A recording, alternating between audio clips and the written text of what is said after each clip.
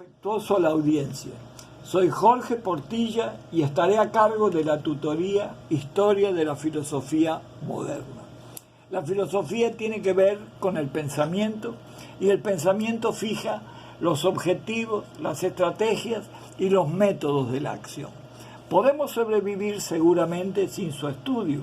Después de todo, la especie humana se anticipó a Aristóteles en cientos de milenios. Pero omitir su reflexión es renunciar a su disfrute y en parte a la ventaja de vivir individual o colectivamente por encima de los umbrales de supervivencia del resto de la flora y de la fauna. Sirviente de la teología en la Edad Media, hoy lo es de la política y de la ciencia, pero también una piedra en el zapato para las falsas nuevas y cualquier distorsión interesada de la visión del mundo. Pienso, luego existo, respondía Descartes al conocimiento es poder de Francis Bacon. Hobbes se espantaba de que el hombre fuera lobo del hombre, mientras Rousseau apostaba al contrato social para mantenerlo bueno. Hume despierta a Kant de su sueño dogmático y la razón se torna luz, iluminismo.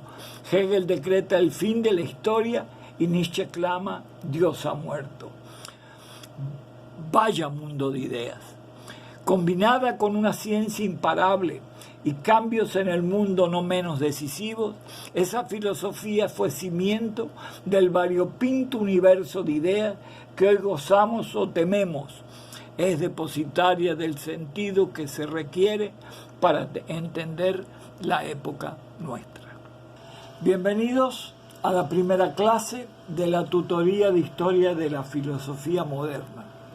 Esperamos proporcionarles una visión del recorrido del pensamiento filosófico de la Edad Moderna, periodo que, siguiendo pautas de historiadores, hemos fijado entre el comienzo del siglo XVI y el final del XIX.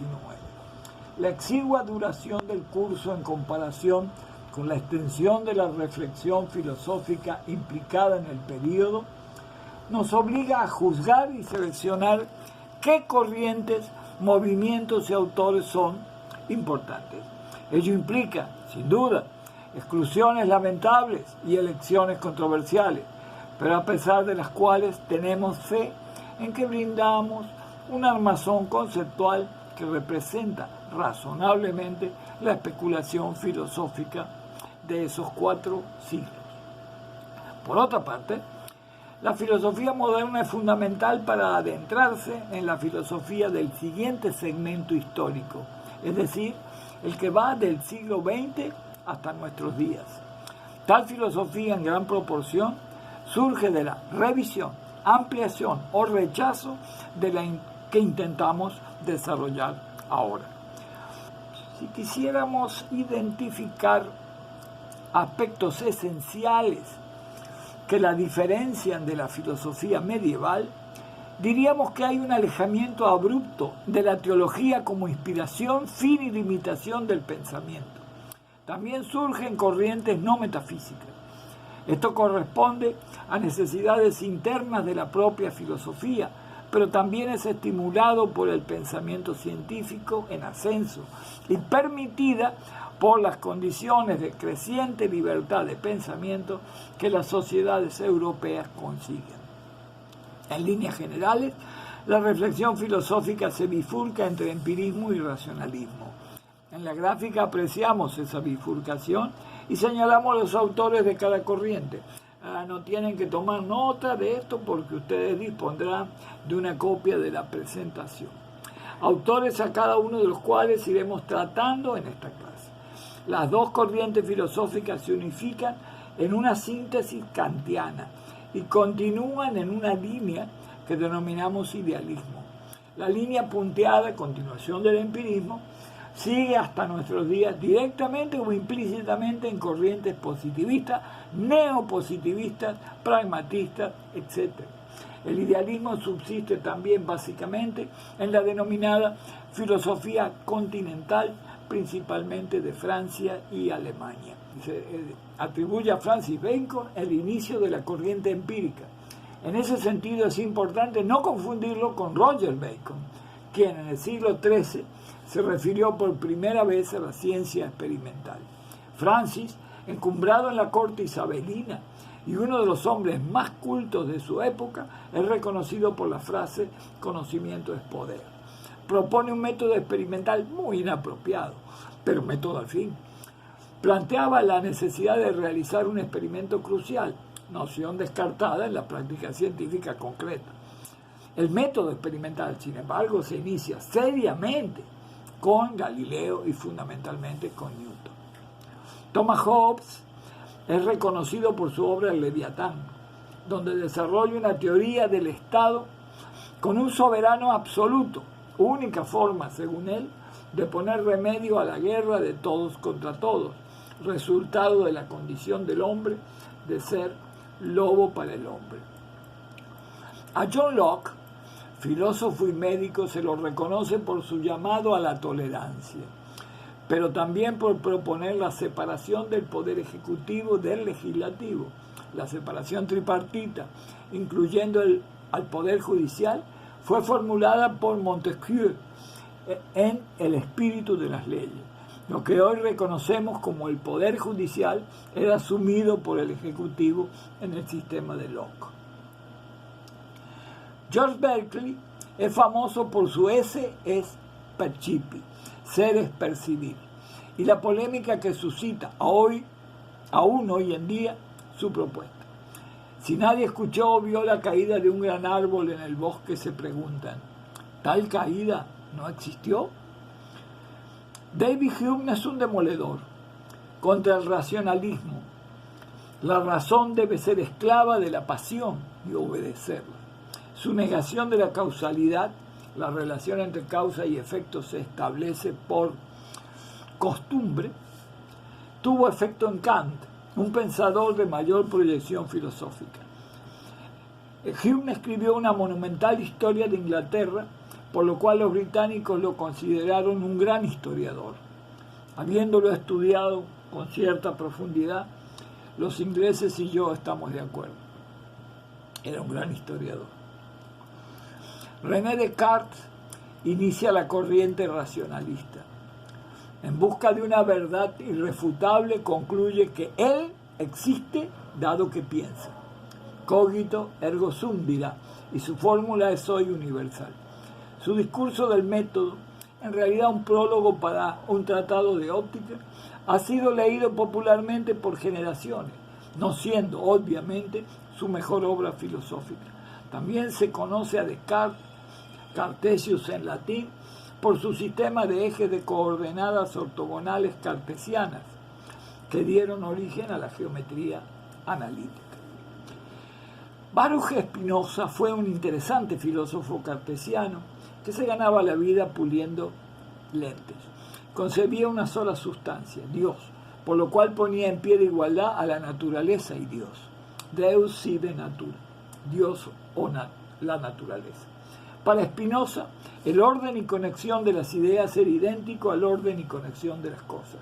Ordo et connexio rerum, idem est ad ordo et connexio idearum. Dijo que toda determinación era negación. Omni determinatio est negatio. Se refería a que aquello que determinaba una cosa negaba todo aquello que no era tal cosa. Ello incidió en boca del propio Hegel en el desarrollo de su pensamiento. Gottfried Wilhelm Leibniz fue un polímata genial. Son importantes sus escritos en diversas ramas del saber de su tiempo. Algunos de ellos sorprenden por su actualidad. Se los recuerda por algunos principios como el de razón suficiente. Nada es sin razón. Se opone a los ocasionalistas, que ante la imposibilidad de entender la relación causa-efecto, interponían a Dios entre el acto de voluntad, causa, y el efecto de dicho acto voluntario. Leibniz se pronuncia por una armonía preestablecida en un universo elegido entre los posibles por Dios. De allí la idea de que el nuestro era el mejor de los mundos posible, ya que Dios no escogería uno que no fuera el mejor. Dadas las vicisitudes del mundo, algunos como Voltaire ridiculizaron este pensamiento leibniziano. Otros principios como la identidad tienen aplicación cada vez que decimos que algo no puede ser lo que es y su contradictorio. También que lo necesario es lo que no puede no ser. Cree que el espacio es relación y formula la indiscernibilidad de objetos que no pueden diferenciarse en nada entre sí. Mientras esto hacía, inventaba una calculadora que multiplicaba y como Newton desarrollaba el cálculo infinitesimal. Immanuel Kant reúne ambas ramas del pensamiento moderno, el racionalismo y el empirismo, en la gran síntesis del idealismo. Hume expresó lo había despertado de su sueño dogmático. Produce, entonces, una obra fundamental de la filosofía, su crítica de la razón pura. Resuelve el problema de la causalidad estableciendo la causa como una categoría del pensamiento. Inmortaliza el concepto de noumeno, es decir, el ser en sí inaprehensible, como diferente del fenómeno que sí se manifiesta. En ética propone una máxima que debe regir todos nuestros actos. Como es de esperar, a pesar de lo sucinto de la determinación minimalista que hacemos de su pensamiento, solo enunciamos parte de él, su influencia llega hasta nuestros días. Johann Gottlieb Fichte, la disyunción que propone entre un yo absoluto antes de cualquier acto de conciencia, esta es conciencia de sí, y una realidad que no es tal yo, un no yo, es resuelta por Hegel, también un pensador de ligas mayores de resonancia incuestionable en la filosofía. La filosofía de Georg Wilhelm Hegel es un hito en el pensamiento idealista, pero también la oposición que suscita es significativa. Su fenomenología plantea un avance del espíritu, entidad altamente ambigua en su pensamiento, mediante pasos de una dialéctica que implican una afirmación que luego se niega y cuya negación posterior alcanza una síntesis que se supera Aufhebung, que supera la afirmación original. La operación vuelve a empezar produciendo un ascenso dialéctico que concluye en entidades terminales, el concepto, Dios, Alemania. La fe en su método le permite argumentar que se ha alcanzado el fin de la historia. Su fenomenología del amo y del esclavo también ha trascendido en terrenos más allá de lo filosófico, por ejemplo, en el campo político. La significación de Karl Marx es importantísima, porque la acción que desencadena su palabra y la de sus seguidores en sus aciertos y en sus distorsiones ha contribuido fuertemente a cambiar la historia y la sociedad del mundo. Transforma la dialéctica hegeliana en el llamado por otros materialismo dialéctico, el final de cuyo proceso será la dictadura del proletariado. El materialismo histórico ofrece un método novedoso para entender la historia. La filosofía debe hacerse para cambiar el mundo. Creo que lo consiguió. Nos retrotraemos en la historia para hablar de Jean-Jacques Rousseau, pensador del periodo de la Ilustración, que no puede rotularse dentro de las dos corrientes que estudiamos, pero de gran influencia por su obra El contrato social, entre otras, y su propuesta implícitamente contra Hobbes de que el hombre nace bueno, pero la sociedad lo corrompe. Otros han dado el nombre de teoría del buen salvaje a esta propuesta. Rousseau jamás usó esas palabras. Jean-Jacques murió antes de la Revolución Francesa, pero sus palabras tuvieron gran influjo en su emergencia. Algunos han aplicado sus ideas, también novedosas, de su libro Emilio o de la educación. Søren Ove Kierkegaard es un pensador opuesto a Hegel y el pensamiento puro que representa, que dejaba de lado la existencia. Destaca la libertad no como la posibilidad de elección entre lo bueno y lo malo, sino en que se puede. La libertad provoca lo que se llamó la angustia existencial, pues surge de la nada. Dos corrientes de enorme influencia en el siglo XX, el existencialismo y la Lebensfilosofie, filosofía de la vida según la traducción, mejor filosofía de la existencia, como suele llamarse en español, Sartre y Heidegger como representantes conspicuos. Esas dos corrientes, repetimos, rescataron estas ideas y las incorporaron a sus propuestas. Auguste Comte entiende que el desarrollo de la sociedad humana había atravesado desde tiempos prehistóricos una etapa que llama teológica, la siguió otra metafísica, y a esta una etapa positiva, la cual en su tiempo, con otros nombres, sin embargo, la idea no era nueva. Comte es el padre del primer positivismo, de positus, puesto de poner en latín, no con la connotación de algo afirmativo o conveniente. Luego aparece en el siglo XX un llamado positivismo lógico que es muy diferente. Comte crea una nueva religión con él en su dirección. Sus ideas tuvieron mucho impacto, particularmente en Brasil. En su bandera se lee en portugués orden y progreso, orden y progreso, expresión comtiana. Se le atribuye la invención de la palabra sociología. Arthur Schopenhauer rechaza fuertemente a Hegel, a quien llama charlatán, no solo palabras. ¿Okay? Muy influenciado por doctrinas orientales, el mundo es la representación que tiene el sujeto, mientras que su voluntad proviene de su corporeidad humana. De gran influencia en Nietzsche, su humor, su ironía y su agudeza atrajeron también al gran público, pues en sus escritos pone de relieve su gran amor a los perros y cierta misoginia, aunque lo diré así, no le disgustaban las mujeres, por el contrario. Escritos que eran apreciados en su época. Hoy en día subsiste el cariño canino. Con lo segundo habría tenido muchísimos problemas.